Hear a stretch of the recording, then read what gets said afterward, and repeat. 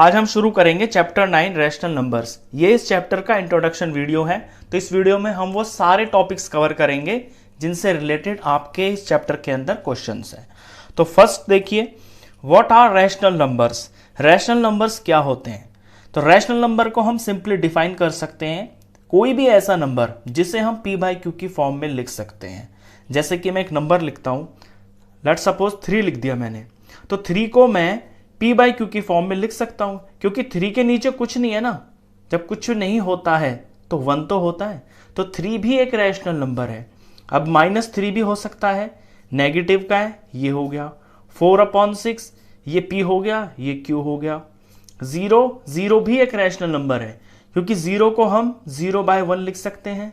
लेकिन ध्यान रहे, p/q की फॉर्म का तो हो नंबर, लेकिन वहां पे q वो 0 नहीं होना चाहिए, क्योंकि अगर किसी के डिनोमिनेटर में 0 हो जाता है ना, जैसे 5/0 हो गया, तो इसका आंसर कुछ होता ही नहीं है, ये नॉट डिफाइंड होता है। तो p/q की फॉर्म का नंबर हो, लेकिन वहां पे q 0 के बराबर नहीं होना चाहिए। तो कोई भी नंबर जो नेगेटिव हो, जो पॉजिटिव हो, आपने इंटीजर्स पढ़े हैं, जो सारे इंटीजर्स होते हैं, प्लस के नंबर, माइनस के नंबर, आपने फ्रैक्शन पढ़ा है, सारे फ्रैक्शंस के अंदर आपने सिर्फ अभी तक पॉजिटिव फ्रैक्शंस पढ़े हैं। तो यहां पे जो नेगेटिव फ्रैक्शंस भी है ना, जैसे -5/6, तो फ्रैक्शन है लेकिन नेगेटिव में है, तो ये एक रैशनल नंबर है।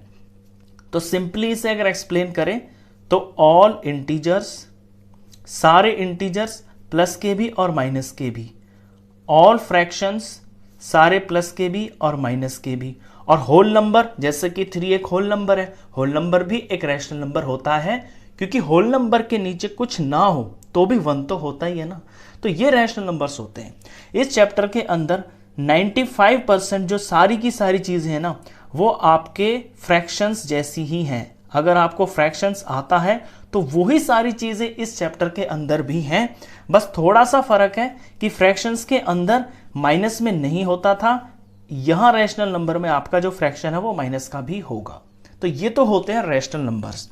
अब आते हैं standard form of a rational number.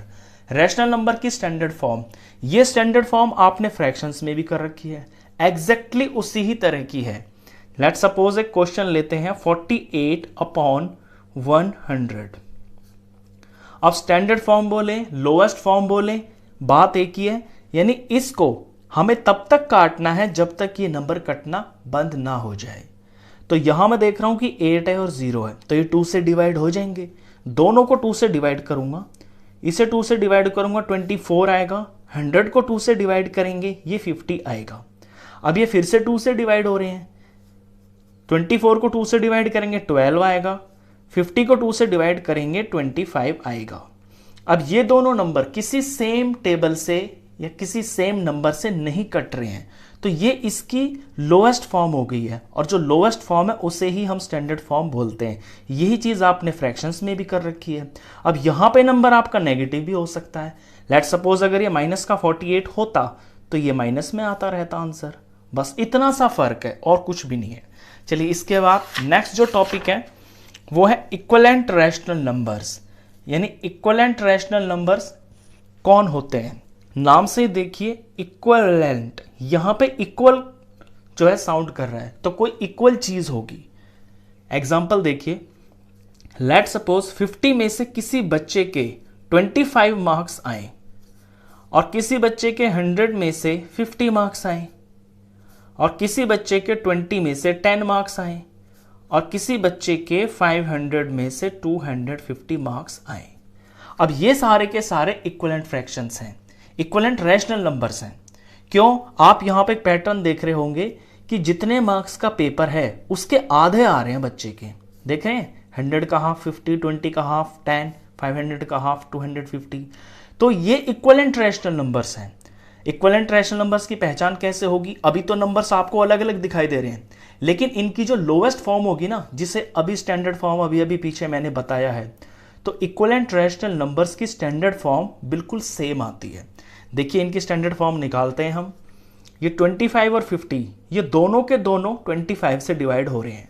इसे 25 1 जार लिख सकता हूं, इसे 25 2 जार लिख सकता हूं। अब ये कटना बंद, ये इसकी स्टैंडर्ड फॉर्म है। 50 1 जार 50 होता है और 52 जार 100 होता है। स्टैंडर्ड फॉर्म कटना बंद। यहाँ पे 10 1 जार 10 होता है, 10 2 जार 20 होता है। यहाँ पे 250 और 50, इसको पूरा 0 से 0 काट दें तो 25 1 जार 25 और 25 2 जार हो गया 50। तो इक्विवेलेंट रैशनल नंबर्स के जो स्टैंडर्ड फॉर्म होती है वो सेम होती है। अब क्वेश्चन इसमें किस तरह के आते हैं कि आपको कोई नंबर दे देगा, जैसे कहेगा 4/3, इसके आपसे कुछ इक्विवेलेंट रैशनल नंबर्स पूछ लेगा। नेक्स्ट, अब इक्विवेलेंट रैशनल नंबर निकालने के लिए आप क्या करोगे, इसे किसी भी नंबर से मल्टीप्लाई कर दोगे। लेट्स सपोज मैं इसे 2 से कर देता हूं, तो 4 2 जार 8 और 3 2 जार 6, तो 8/6 4/3 का एक इक्विवेलेंट रैशनल नंबर है। यहां मैं इसे 3 से भी कर सकता हूं। अगर मैं 3 से करूंगा तो 4 3 जार 12 और 3 3 जार 9, तो 4/3, 8/6 और 12/9 ये इक्विवेलेंट रैशनल नंबर्स हैं। तो ये हुआ इक्विवेलेंट रैशनल नंबर्स। नेक्स्ट जो टॉपिक है वो है कंपैरिजन ऑफ रैशनल नंबर्स। ये एग्जैक्टली उसी तरह से है जैसे हम फ्रैक्शंस का कंपैरिजन करते थे, यानी दो रैशनल नंबर्स में ये बताना है कि कौन छोटा है और कौन बड़ा है। तो एक एग्जांपल से देखिए, ये 3/2 है और ये 4/3 है। हमें ये बताना है कि इसमें कौन बड़ा है और कौन छोटा है। तो जब तक डिनोमिनेटर सेम नहीं होते तो हम नहीं बता सकते कि कौन छोटा है कौन बड़ा है। तो सबसे पहले तो इनका डिनोमिनेटर सेम करना होगा, और डिनोमिनेटर सेम करने के लिए नीचे वालों का हम एलसीएम ले लेते हैं।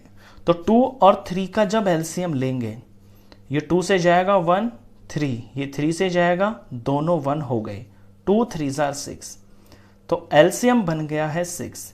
यानी नीचे दोनों के नीचे मुझे 6 बनाना है।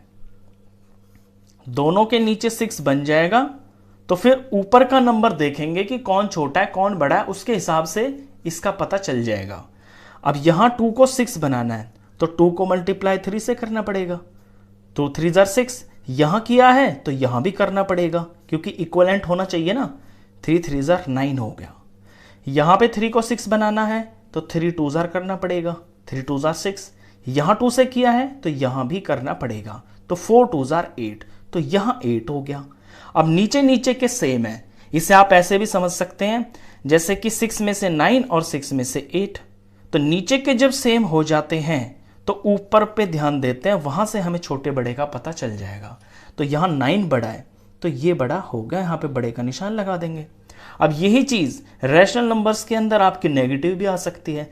लेट सपोज यहां पे -9/6 और -8/6 आ जाता, तो क्या करते, तो हम नंबर लाइन में जो हमने सीखा है कि जो चीज राइट में होती है वो बड़ी होती है। जैसे नंबर लाइन पे यहां 0 है, यहां -1 -2, यहां पे कहीं -8 आएगा, यहां पे कहीं -9 आएगा, तो -8 राइट में है ना, तो ये वैल्यू बड़ी है, तो ये बड़ा होगा। क्योंकि माइनस की जो वैल्यू, माइनस में जो नंबर छोटा होता है उसकी वैल्यू बड़ी होती है। बस इसी चीज का आपको यहां पे ध्यान रखना है, जैसे आपने इंटीजर्स में सीखा है उसी चीज का। अगर यहां पे यही चीज -9/6 और 8 पॉजिटिव 8 होता, ऐसे होता, तो नीचे तो सेम हो गया। अब ऊपर ये देखना है कि -9 और 8 में, इन दोनों में राइट में कौन आता है नंबर लाइन पे, तो -9 तो यहां पे आएगा और 8 पॉजिटिव का है ना, वो इधर आएगा, 1 2 3 समथिंग, यहां पे 8 आएगा, तो ये राइट में है, तो 8 बड़ा है। वैसे भी जो पॉजिटिव वैल्यू होती है वो नेगेटिव से बड़ी होती है, तो ये बड़ा होगा। ये चीजें आपने पीछे की हुई हैं। चलिए, इसमें नेक्स्ट आता है rational number on number line. किसी रैशनल नंबर को नंबर लाइन पे कैसे दिखाते हैं। एक एग्जांपल देखिए, 5/4, ये 5/4 लिखा हुआ है, इसे मुझे नंबर लाइन के ऊपर दिखाना है। तो स्टेप्स समझना ध्यान से। पहले नीचे देखेंगे हम क्या लिखा हुआ है, 4, ये नीचे 4 है। इस बात का मतलब ये है कि 4 के ऊपर अगर 4 होगा तो ये कंप्लीट हो जाएगा। कंप्लीट का मतलब है 4 को 4 से डिवाइड किया तो ये 1 हो गया, यानी 4 टुकड़ों का 1 बन रहा है। अभी जो 4 टुकड़े हैं ना, इनसे एक नंबर बनाना है नंबर लाइन के ऊपर। दूसरी चीज इसमें सबसे पहले तो ये देखनी है कि ये जो नंबर है ये प्लस का है कि माइनस का है। तो ये है पॉजिटिव नंबर। तो नंबर लाइन के ऊपर ये राइट में आएगा, यानी यहां मैं 0 ले लेता हूं तो राइट की तरफ मेरी ये वैल्यू आएगी। अब मैंने देखा कि 4 चीज का एक गिनती बनानी है, तो पहले नंबर लाइन पे इक्वल डिस्टेंस के ऊपर ये मैं डिविजन्स कर लूंगा। ये बहुत ध्यान रखने की बात है कि जो ये डिविजन्स होते हैं ना, ये मैंने पार्ट कर रखे हैं, देख रहे हैं आप, dot dot dot dot dot, ये डिविजन्स है। तो 1 2 3 4 टुकड़ों का एक बनेगा, 1 2 3 4, तो यहां पे 2 होगा। तो स्टेप्स, पहली बात साइन देखिए कि प्लस का है कि माइनस का है। दूसरी बात ये देखिए कि टोटल नीचे जो पार्ट है वो कितना है। जितना नीचे होता है नंबर लाइन के ऊपर उतने डिवीजन से एक काउंटिंग बनेगी, फिर उतने ही डिवीजन से नेक्स्ट काउंटिंग बनेगी। ड्राइंग करते वक्त ध्यान रखना कि इनके बीच का जो गैप है ये बिल्कुल सेम होना चाहिए। अब लास्ट में आप ये देखोगे कि ऊपर क्या लिखा हुआ है, ऊपर है यहां पे 5, तो 0 से और 5 जंप करिए, 1 2 3 4 और ये 5, तो यहां जो वैल्यू आएगी ना ये होगा 5/4। और वैसे भी 5/4 जो है ये 1 से बड़ा होगा, क्योंकि 4/4 तो 1 हुआ, अगर 5/4 होगा तो ये तो 1 से बड़ा है, तो 1 से बाद में ही वैल्यू आएगी। तो इस तरह से आप नंबर लाइन को यहाँ पे बनाएंगे जब भी आप कोई रैशनल नंबर इसके ऊपर दिखाएंगे। अब एक एग्जांपल नेगेटिव का भी ले लेते हैं। लेट्स सपोज -2/3 है, ये नेगेटिव रैशनल नंबर है। अब इसमें सबसे पहले लाइन ड्रॉ करना, इक्वल डिविजन्स बना लेना, ऐसे डॉट लगा लगा के स्केल पे जो सेंटीमीटर वाला पार्ट होता है उसको मेजर करके डॉट लगा लेना इक्वल। इसके बाद अब क्योंकि साइन यहां पे माइनस का है, तो नंबर लाइन के ऊपर जो माइनस की वैल्यूज होती हैं वो लेफ्ट में होती है, तो मैं यहां पे 0 कहीं पे रख लेता हूं यहां पे, क्योंकि इधर तो मुझे कोई काम है नहीं, मेरी वैल्यू तो नेगेटिव में है, वो लेफ्ट साइड आएगी। इसके बाद नीचे देखूंगा कि मैं 3 लिखा हुआ है, ये जो 3 है तो 3 डिविजन्स 1 2 3, यहां पे काउंटिंग आएगी 1, और ये क्योंकि इधर है तो माइनस, ऐसे ही 1 2 3, यहां होगा -2। अब ऊपर देखूंगा कि ऊपर क्या लिखा हुआ है, ऊपर लिखा हुआ है नंबर 2, तो ये 2 जो है ना मुझे 0 से गिनना है, 1 और ये 2, तो यहां जो ये वैल्यू है ये -2/3 होगी। इतना सा सिंपल है, तो इस तरह से आप बनाएंगे तो आपसे गलती नहीं होगी। चलिए इसके बाद नेक्स्ट टॉपिक है rational number between 2 rational numbers. ये बहुत इंपॉर्टेंट टॉपिक है, ये इस क्लास से लेके और 9th और 10th तक आपका क्वेश्चंस आता है। एग्जाम्पल देखिए, 2/3 ये मैंने एक नंबर लिया और दूसरा नंबर ले लिया मैंने 4/5। इस rational number between 2 rational numbers का मतलब क्या है? जैसे नंबर लाइन होती है, नंबर लाइन के ऊपर यहाँ पे 0 है, यहाँ पे -1 है, यहाँ 1 2 3, कोई भी 2 नंबर उठा लिए। लेट्स सपोज ये -1 और मैंने 3 ले लिया। हमसे पूछा कि इन 2 नंबरों के बीच में नंबर बताइए, तो हम बता देंगे कि 0 है, 1 है, 2 है, क्योंकि दिख रहा है नंबर लाइन के ऊपर। लेकिन अगर कोई नंबर आपका फ्रैक्शन में है तो फिर कैसे बताओगे कि इसके बीच में कौन कौन नंबर आ रहे हैं? तो उसके लिए सबसे पहला स्टेप तो ये है कि जो इनके डिनोमिनेटर्स हैं इनको आपको सेम करना है। तो 2/3 है और ये 4/5 है। अब इनके डिनोमिनेटर को सेम करना है तो डिनोमिनेटर्स का एलसीएम लेना पड़ेगा, जैसे हम कंपैरिजन में करते थे सेम उसी तरह से। तो 3 का और 5 का एलसीएम लेते हैं, ये 3 से जाएगा 1, 5 ही रहेगा, ये 5 से जाके ये भी 1 बन जाएगा, 3 5 हो गया है 15। तो यानी इस 3 को भी हमें 15 बनाना है और इस 5 को भी हमें 15 बनाना है। अब 3 को 15 बनाने के लिए मल्टीप्लाई करना पड़ेगा 5 से, यहां किया है तो यहां भी करना पड़ेगा क्योंकि इक्वलेंट होना चाहिए। अब 2 5 10 हो गया, यहां 5 मल्टीप्लाई 3 करेंगे तो 15 होगा, यहां 3 से किया है तो यहां भी करना पड़ेगा, 4 3 12 हो गया। अब नीचे का सेम हो गया, नीचे को आप देखना बंद कर दीजिए। अब आपको ऊपर ध्यान देना है, ऊपर है 10 और 12। अब नंबर लाइन के ऊपर यहाँ कहीं 0 है, यहाँ कहीं 10 होगा और यहाँ पे 12 होगा। 10 के और 12 के बीच में जो नंबर आ रहा है वो आपका आंसर है।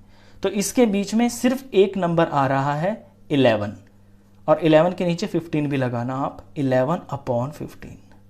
अब 10/15 और 12/15 के बीच में सिर्फ एक ही नंबर आ रहा है 11/15। लेकिन आपसे ये पूछ लेगा क्वेश्चन में कि इसके बीच में, इन दोनों नंबरों के बीच में 5 नंबर बताइए।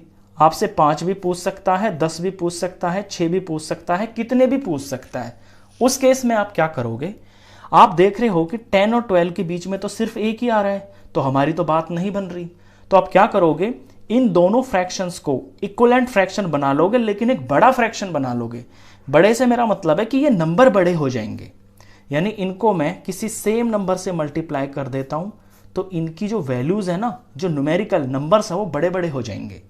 जैसे मैंने 10 से मल्टीप्लाई कर दिया इन दोनों को, तो ऊपर 10 10 100 हो गया, नीचे 15 10 150 हो गया। अब यहां भी मुझे यही करना पड़ेगा। सारा फोकस इस बात पे होना चाहिए कि डिनोमिनेटर सेम होने चाहिए। एक बार यहां डिनोमिनेटर सेम हो गए तो फिर इन दोनों फ्रैक्शंस को आप सेम ही नंबर से मल्टीप्लाई कर दो ऊपर नीचे। 15 10 150 हो गया और 12 10 120 हो गया। अब ये 100/150 है, ये 120/150 है, तो नीचे का सेम हो गया। नीचे को आप देखना भूल जाइए, ऊपर 100 है और यहाँ 120 है। अब नंबर लाइन के ऊपर यहाँ कहीं 0 होगा, यहाँ पे कहीं 100 होगा, यहाँ पे कहीं 120 होगा। अब 100 के और 120 के बीच में तो 18 19 नंबर आ जाएंगे। उनमें से कोई भी आप 5 10 6 जितने आपसे पूछें वो आप लिख सकते हो। लेट सपोज इसके अंदर आपको 5 नंबर लिखने हैं, तो 5 100 से आगे 101 हो गया, 102 हो गया, 103 104 से लेके 119 तक कोई सा भी मैं नंबर लिख सकता हूं। तो आंसर में मान लीजिए 5 ही पूछे आपसे, तो 101 और अपॉन में ये 150 जरूर लगाना है, क्योंकि यही तो आपका रैशनल नंबर बना है। 102/150, 103 अपॉन में 150, 104/150, 105 अपॉन में 150। इससे ज्यादा भी पूछता तो आप लिख सकते थे, 19 तक लिख सकते हैं आप। ध्यान रखना 120 को मत लिखना और 100 को मत लिखना, क्योंकि इनके बीच के पूछे गए हैं, तो जो बीच में आएंगे वही आपको लिखने हैं। तो ये जो टॉपिक है ना, ये बहुत इंपॉर्टेंट है। ये आगे आपकी बड़ी क्लासेस में भी इस तरह के क्वेश्चंस आएंगे कि दो रैशनल नंबर के बीच में आपसे रैशनल नंबर्स पूछ लेगा, और कितने भी पूछ लेगा, जितना उसकी मर्जी होगी, 5 10 15 कितने भी। चलिए इसके बाद जो टॉपिक आता है ये addition, subtraction, multiplication and division of rational numbers. अब ये एग्जैक्टली बिल्कुल सेम टू सेम ऐसा ही है जैसा आपने फ्रैक्शंस के अंदर किया है। बस यहाँ पे नई चीज ये होगी कि यहाँ पे माइनस का साइन आ जाएगा। आ जाएगा का मतलब है आ भी सकता है और नहीं भी आ सकता। चलिए एक एग्जांपल से करते हैं। जैसे 2/5 है, इसको प्लस करना है 5/3 में। अब ये दोनों नंबर मैंने प्लस के ले लिए। 5 और 3 सेम नहीं है ना डिनोमिनेटर, तो डिनोमिनेटर पहले सेम करना पड़ेगा। तो एलसीएम आएगा इनका, तो 5 और 3 का एलसीएम 15 आएगा। यही तो करते थे हम फ्रैक्शंस के अंदर। 5 को 15 बनाने के लिए 3 से मल्टीप्लाई करना पड़ेगा, तो ऊपर भी 3 से करना पड़ेगा। तो 5 3 15 नीचे हो गया, 2 3 6 ऊपर हो गया। यहाँ 3 को 15 बनाना है, तो 3 5 15 हो गया, और यहां भी 5 से करेंगे तो 5 5 25 हो गया। अब इनको प्लस कर देते हैं, ये आ गया है 31/15। सेम बिल्कुल वैसा ही है जैसा फ्रैक्शंस में करते थे, बस यहां पे माइनस का नंबर भी आ सकता है। माइनस में क्या होगा, जैसे कि यहां पे लेट सपोज इसी क्वेश्चन के अंदर मैं इसे माइनस बना देता हूं, मैं यहां पे -2/5 लिख देता हूं, तो अब -6 आंसर आ जाएगा। यहां पे -6 हो जाएगा। अब ये प्लस का नंबर है, ये माइनस का नंबर है, तो ये सब्ट्रैक्ट हो जाएंगे। 25 में से 6 माइनस हो जाएगा, तो ये 19 आ जाएगा। 19/15, क्योंकि प्लस माइनस सब्ट्रैक्ट हो जाता है। बड़े में से छोटा माइनस किया, 19 आ गया। साइन प्लस का है बड़े का, तो यहाँ बड़े का आ गया। या ये भी हो सकता था कि ये भी माइनस का होता, अगर ये भी माइनस का होता तो यहाँ पे माइनस होता, तो फिर यहाँ -25 आ जाता। अब ये दोनों नंबर माइनस के हो गए हैं तो ये ऐड हो जाते, ऐड होके ये -31 आ जाता अपॉन 15। यानी बस साइन का खेल है, मेथड वही है जो फ्रैक्शंस के अंदर हम करते थे। ये तो हुआ एडिशन। सब्ट्रैक्शन भी बिल्कुल ऐसा ही है। सब्ट्रैक्शन में यहाँ पे साइन माइनस का आ जाएगा, इसी को सब्ट्रैक्शन का क्वेश्चन बना देते हैं। 2/5 - 5/3, इनका एलसीएम 5 और 3 का 15 आ गया। यहाँ पे 5 3s are 15, यहाँ पे 2 3s are 6 हो जाएगा। -3 को 15 बनाना है, 3 5s are 15, यहाँ 5 करेंगे तो ये 25 हो गया। 6 में से 25 माइनस किया तो ये -19/15 आ गया। मतलब एडिशन और सब्ट्रैक्शन में वही स्टेप्स होते हैं, वही तरीका होता है, और सेम उसी तरह से करना है जैसे फ्रैक्शंस में किया था। बस आपको इंटीजर्स की जो रूल है ना वो ध्यान में होने चाहिए कि प्लस और माइनस सब्ट्रैक्ट होते हैं, माइनस और माइनस ऐड हो जाते हैं, जो बड़ा होता है उसका साइन आता है। ये चीज़ें आपको ध्यान रखनी है। अब मल्टीप्लीकेशन पे आ जाइए। जैसे फ्रैक्शंस का मल्टीप्लाई किया है सेम टू सेम बिल्कुल वही है यहाँ भी। एग्जाम्पल देखिए, 2/9 को मल्टीप्लाई करना है 6/4 से। या तो सीधा सीधा ऊपर की ऊपर से मल्टीप्लाई, नीचे की नीचे से मल्टीप्लाई, या फिर अगर कुछ कट रहा है तो उसे काट लेते हैं मल्टीप्लाई में। यहाँ पे 6 और 9 कट रहे हैं 3 के टेबल में, 3 2s are 6, 3 3s are 9। यहाँ पे 2 और 4 ऊपर नीचे कट रहे हैं, 2 1s are 2 और 2 2s are 4, तो ऊपर आ गया 2 1s are 2 और नीचे 3 2s are 6। ये हो गया। ये माइनस में भी हो सकते थे, अगर यहाँ पे माइनस का 2 होता तो यहाँ -1 हो जाता, तो -1 की 2 से मल्टीप्लाई करते तो आंसर माइनस में आ जाता। इस तरह से आगे फर्दर और कटता हुआ दिखाई दे रहा है तो और काट लेंगे इसको। 2 और 6 दोनों 2 के टेबल में आते हैं, ये -1 हो गया और ये 3 हो गया। तो सेम इसी तरह से हम फ्रैक्शंस में करना था, यही यहाँ पे करना है। अब डिवीजन पे आ जाते हैं। डिवीजन में भी जैसे ये 2/9 को डिवाइड करना है 6/4 से, तो डिवाइड में हमने क्या सीखा था फ्रैक्शंस के अंदर कि पहला जो फ्रैक्शन होता है वो सेम टू सेम रहता है, और यहाँ डिवाइड की जगह मल्टीप्लाई हो जाता है और अगले फ्रैक्शन का रेसिप्रोकल हो जाता है, यानी कि उल्टा हो जाता है। डिनोमिनेटर न्यूमरेटर में आ जाता है, न्यूमरेटर डिनोमिनेटर में आ जाता है, पलट जाता है। तो दो चेंजेस होते हैं, एक तो डिवाइड का बीच में मल्टीप्लाई हो जाएगा, अगला नंबर उल्टा हो जाएगा। फिर उसके बाद सेम वही करना है जो हम मल्टीप्लाई में करते हैं, क्योंकि ये मल्टीप्लाई का ही क्वेश्चन बन जाएगा। अब इसे मल्टीप्लाई कर देते हैं। कुछ कट रहा है तो इसमें भी काट सकते हैं। 2 2s are 4, 2 3s are 6, ऊपर 2 2s are 4 आ गया, नीचे 9 3s are 27 आ गया। अब ये दोनों नंबर मैंने पॉजिटिव के लिए, ये माइनस में भी आ सकते हैं आपके, हो सकता है यहाँ पे माइनस हो। इस तरह से जब यहाँ माइनस होगा तो -2 को 2 से मल्टीप्लाई करेंगे तो ये माइनस आ जाएगा।